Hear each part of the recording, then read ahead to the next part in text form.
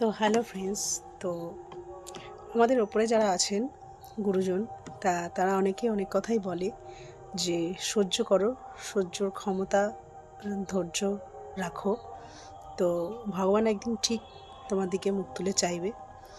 তো কবে চাইবে এটা তো জানি না, সবাই বলে সেটা জানি, কিন্তু ভগবান চাইতে চাইতে একদিনকে দেখবা আমাদেরকেই তুলে নিয়েছে।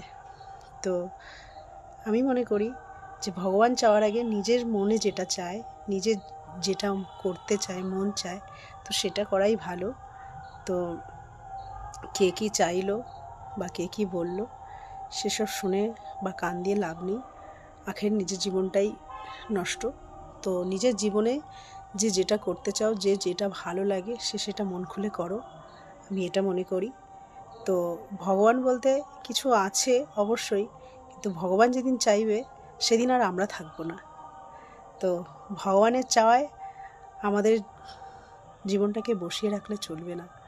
তো জীবন যুদ্ধ চলবে, যুদ্ধ করেই চলুক বা যুদ্ধ না করে চলুক, তো জীবনটা চালাতে হবে যেভাবেই হোক, তো চলতে হবে।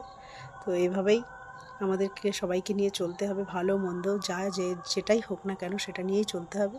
তো চলো